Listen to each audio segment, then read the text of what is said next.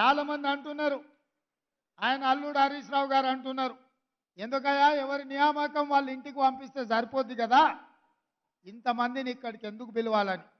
నేను అడుగుతున్నా, అయ్యా నీ కడుపు నొప్పి ఏందని నేను అడుగుతున్నా. వీళ్ళందరూ మా తమ్ముళ్ళు మా చెల్లెళ్ళు, వాళ్ళందరితో ప్రత్యక్షంగా కలిసి వాళ్ళ ఆనందంలో భాగస్వామ్యం తీసుకుంటే ఇంటికి వెళ్ళిన తర్వాత నాకు కంటి నిండా నిద్ర పడుతుంది, బుక్కెడు బువ్వ వంట పడుతుంది. ఎందుకంటే నా బాధ్యతను నేను నెరవేరుస్తున్నా అన్న సంతోషం నమ్మకం నాకు కలుగుతుంది.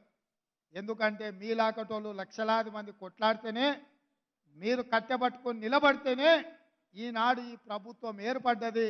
మీ అన్నగా రేవంత్ అన్నగా ఈ రాష్ట్రానికి ముఖ్యమంత్రిగా బాధ్యత చేపట్టిన. అందుకే ఈరోజు ప్రతి సంతోషకరమైన సందర్భంలో మిమ్మల్ని కలుసుకోవాలని, మీరు చెప్పేది వినాలని, మీ సంతోషంలో భాగస్వామ్యం తీసుకోవాలన్న ఆలోచనతో ఈ కార్యక్రమాలకు ఎల్బీ స్టేడియం వేదికగా ఈరోజు ఏర్పాటు చేసినాం.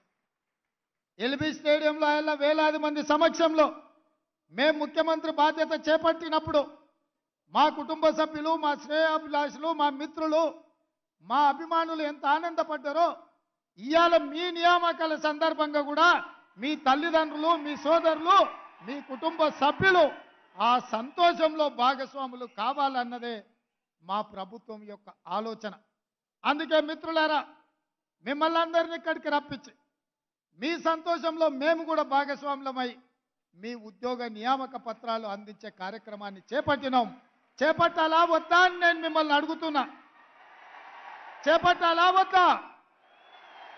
మీ సంతోషంలో మేము భాగస్వామ్యం పాల్గొనడం మీకు ఇష్టమా లేదా? ఆ హరీష్ రావు నన్ను అడ్డం పడితే చెప్పండి. మా అన్న దగ్గరికి పోయినాం, మా అన్నను కలిసినాం, మా అన్న మాకు అండగా నిలబడ్డాడని ఆయనకు చెప్పండి.